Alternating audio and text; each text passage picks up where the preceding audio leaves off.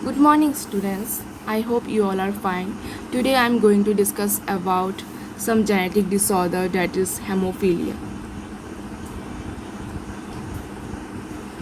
Hemophilia, it is also called hemophilia. It is also called bleeder disease. इसको हम bleeder disease भी बोलते हैं because ब्लड वंस एक्सपोज, अगर ब्लड एक बार एक्सपोज हो गया डज नॉट क्लोट, वो क्लोट नहीं होता. अगर थोड़ा सा माइन्यूट कट हो गया तो वो ब्लड नहीं रुकता है. जनरली क्या होता है नॉर्मल पर्सन में, जब भी थोड़ा कट हो जाता है या चाकू से तुम्हारा हाथ कट गया, थोड़ी देर बाद देखना वो ब्लड रुक जाता है. ठीक है, बिकॉज हमें क्या होता है एंटी हेमोग्लोबिन हेमोफिलिया ग्लोबिन होता है, प्लाज्मा थ्रोम्बोप्लास्टिन होता है.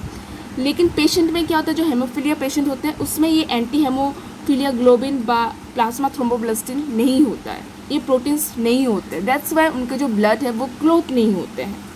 ठीक है, तो क्या होता है कि blood once exposed, blood once exposed does not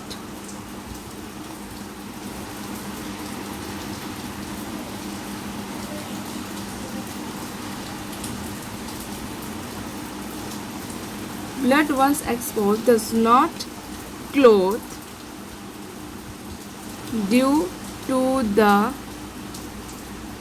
absence of anti-hemophilia globulin.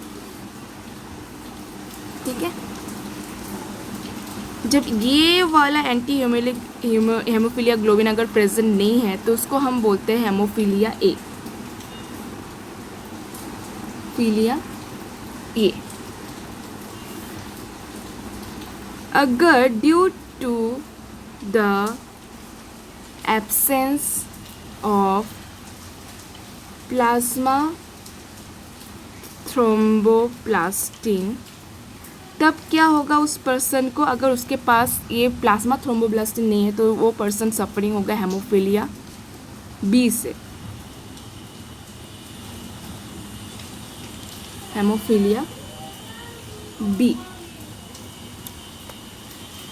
और ये जो कॉस्ट होता है it is caused by a mutant recessive gene present on X chromosome. It is a sex linked recessive disease. ये कौन सा disease है?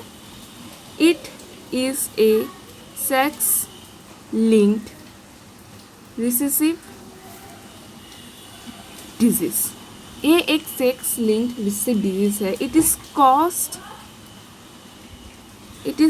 caused by a mutant recessive gene present on X chromosome. Okay, यहाँ पे क्या होता है, ये तो एक सेक्स लिंक डिजीज है जो कॉज करता है बाय ये म्यूटेंट रिसेसिव जो प्रेजेंट होता है तुम्हारे एक्स क्रोमोसोम में. ठीक है, आफ्टर दैट ये जो डिसऑर्डर है, in such disorder the blood क्या होता है lacks thromboplastin which helps in blood clotting. So in the absence of blood clotting substances ये माइनर कट और injury cause prolonged blood bleeding leading to death.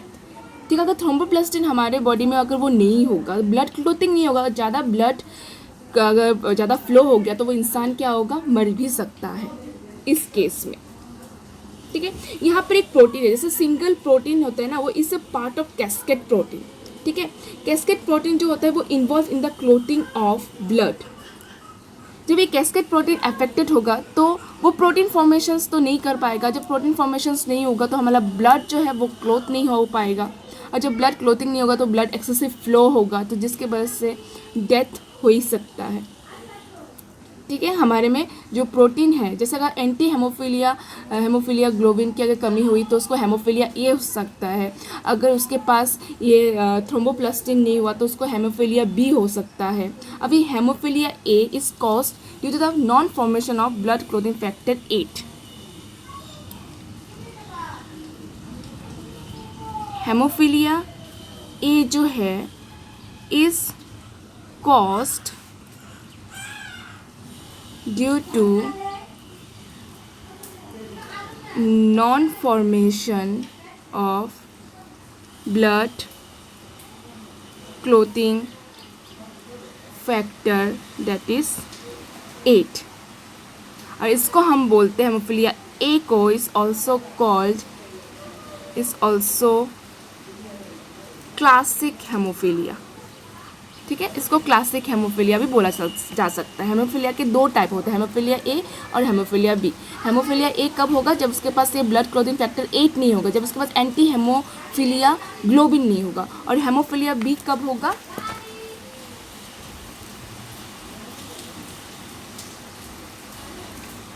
Haemophilia B कब होगा? Is caused due to the non formation of blood clotting factor 9। Okay, उसके पास जब थ्रोम्बोब्लास्टिन protein नहीं होगा, factor 9 नहीं होगा, तो उसको हेमोफिलिया बी बोला जाता है। और इस also called a Christmas disease.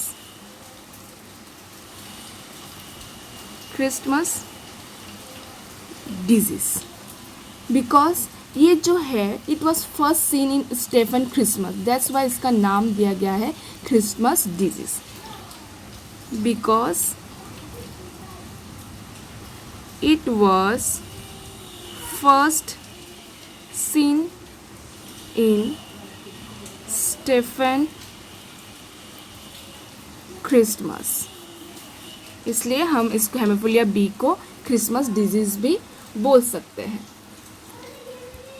ठीक है, जनरली क्या होता है, जब एक कैरियर फीमेल होता है, जो हमारी क्वीन विक्टोरिया थी, उसके जो क्रोमोसोम्स थे क्या थे? XX थे। ओके, एक कैरियर फीमेल है, लेकिन ये अनअफेक्टेड है। अनअफेक्टेड क्यों? ये तो तुम्हारा रिसेसिव जीन है और ये डोमिनेंट, ये इसको सप्रेस करके रखता है, ये डोमिनेंट है, तो इसके वजह से ये अनअफेक्टेड है। और जनरली जब अगर ये दोनों हेमोफिलिया इसमें अगर अफेक्टेड हो गया, जीन होगा ऐसा, तो ये क्या होगा? ये लीथल होगा। लीथल मीन्स जब कोई लड़की ऐसी जन्म होगी, वो या फिर जन्म होते ही मर जाएगी या फिर पेट में ही मर जाएगी। तो ये केस बहुत ही रेयर केस होता है। ठीक है, सच फीमेल डाई बिफोर बर्थ। अगर ऐसा हुआ मेल में, अगर ये देखा गया हेमोफिलिया, तो ये होता है अफेक्टेड मेल होता है। इस केस में मेल अफेक्टेड होता है, उसको हेमोफिलिया होने के चांसेस 99% होता है। ठीक है, जैसे मैं अब एक एग्जाम्पल दिखाती हूँ तुम लोग को। सोचो एक कैरियर वोमेन है,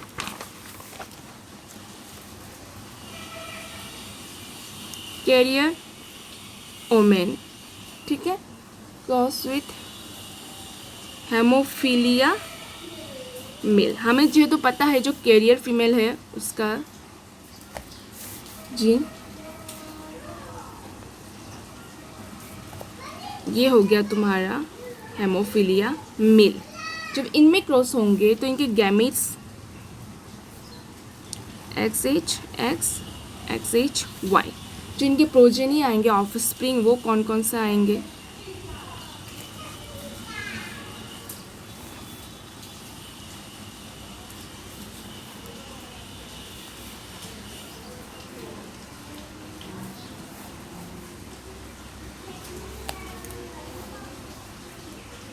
XY।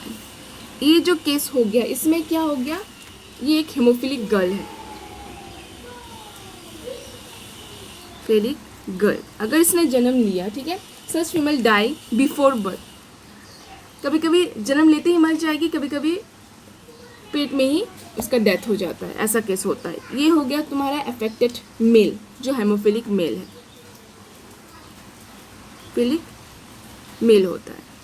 ये हो गया तुम्हारा कैरियर फीमेल, ये हो गया एक normal boy.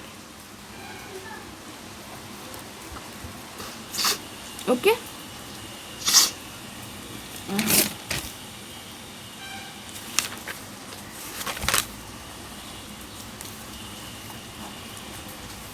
After that case 2 में क्या हो सकता है? केस 2 में अगर हमने लिया कि ये हम लोग का था केस 1, ओके। केस 2 में अगर हमने एक नॉर्मल मेल लिया और एक कैरियर ओमेल लिया तो क्या होगा? केस 2 में हम लेंगे carrier woman and normal male, okay. जेहेतु हमें पता है ये और ये पेरेंट्स, तो गैमीट्स जो होंगे एक्स वाई, ऑफ स्प्रिंग जो आएंगे वो क्या होंगे?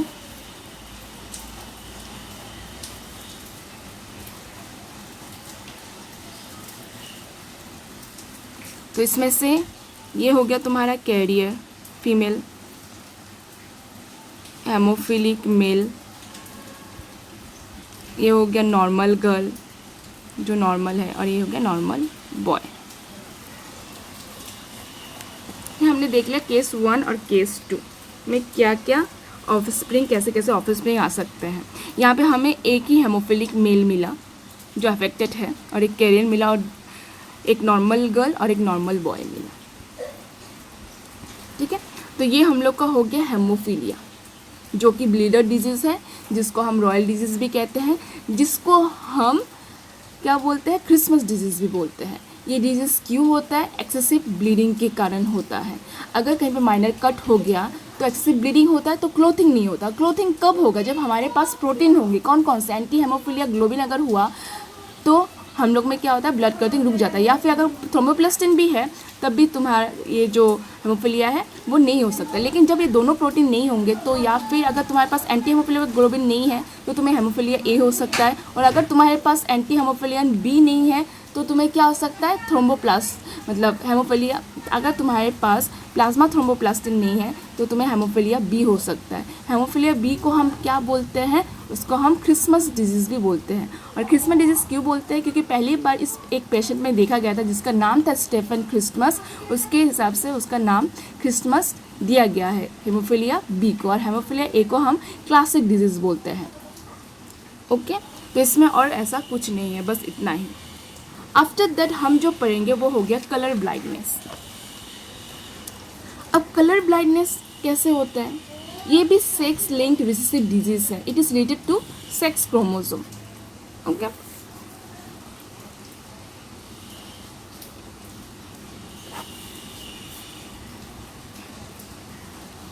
सेक्स लिंक्ड रिसेसिव डिजीज है। It is related to sex chromosome XX और XY।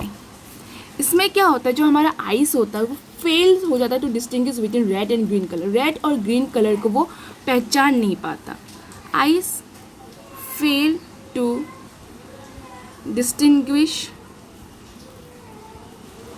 Between red and green in colour.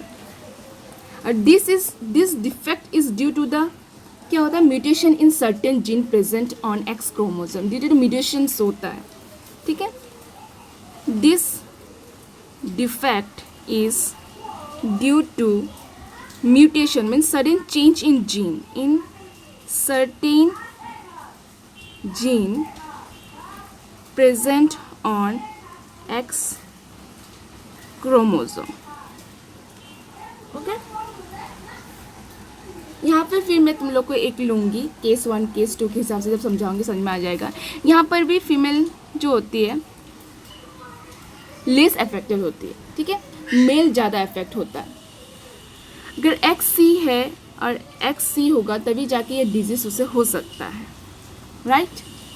और अगर XC और X है तो ये हो गया कैरियर, और XX तो हमें पता है नॉर्मल गर्ल होती है, नॉर्मल फीमेल। अगर कोई बॉय है उसके जिन में अगर ये है XC कलर ब्लाइंडनेस और ये Y, तो ये मेल क्या होगा? वो डिजीज़ उसे हो जाएगा, राइट। यहाँ पर क्या होता है, मेल जो होता है 8% कलर ब्लाइंडनेस होते हैं और जो फीमेल होते हैं वो 0.4% होते हैं। मेल में ज़्यादा होता है, ये चीज़ ज़्यादा देखा जाता है। उन लोग डिस्टिंग्विश नहीं कर पाते between red and green colour, तो मेल के परसेंटेज ज़्यादा होते हैं। मेल 8% कलर ब्लाइंडनेस, ठीक है, और जो फीमेल की मात्रा होती है ओनली 0.4% होता है।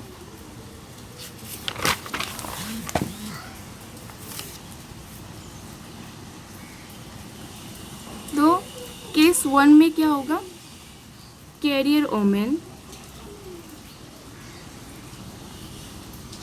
And normal man. इसमें क्या होगा, XCX एंड एक नॉर्मल में लिख लिया, एक कैरियर ओमेन ले लिया और एक नॉर्मल में ले लिया। ये हो गया पेरेंट्स, इनके जो गैमेट्स होंगे XCH XY। ऑफस्प्रिंग जो आएंगे XCH XCY XX XY। ये हो गया तुम्हारा कैरियर फीमेल। ये हो गया तुम्हारा डिजीज जिसको कलर ब्लाइंडनेस हो चुका है।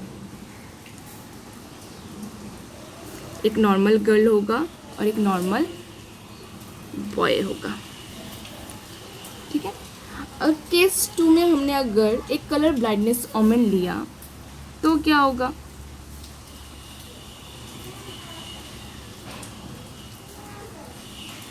और एक नॉर्मल मैन लिया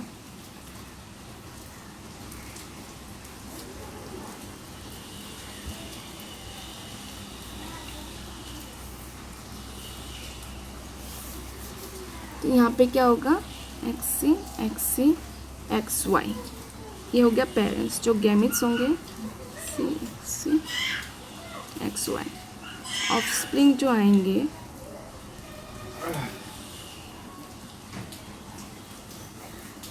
XCY XCX and XY।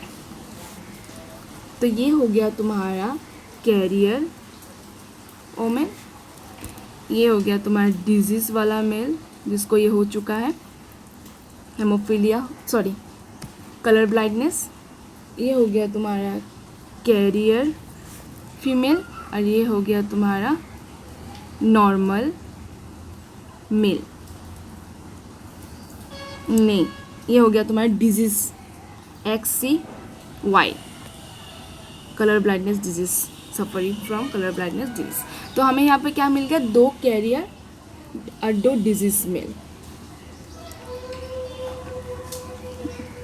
Disease mail मिला और 2 कैरियर फीमेल मिला केस 2 में। तो ये पूछा जा सकता है कि अगर नॉर्मल मेल को अगर कैरियर ओमेन के साथ मैच करेंगे तो उनके प्रोजेनी कैसे कैसे आएंगे, ये तुम लोग को पूछ सकता है। और ये भी पूछ सकता है कि सबसे ज़्यादा किस में अफेक्टेड होता है, ये होता है तुम्हारे मेल में। 8% कलर ब्लाइंडनेस मेल में देखा जाता है और 0.4% जो देखा जाता है वो फीमेल में होता है, ठीक है। ओके, तो आज के लिए इतना ही। अब नेक्स्ट वीडियो में जो मैं दे दूँगी वो तुम्हारे थैलेसेमिया सिकल सेल एनीमिया वो दूँगी।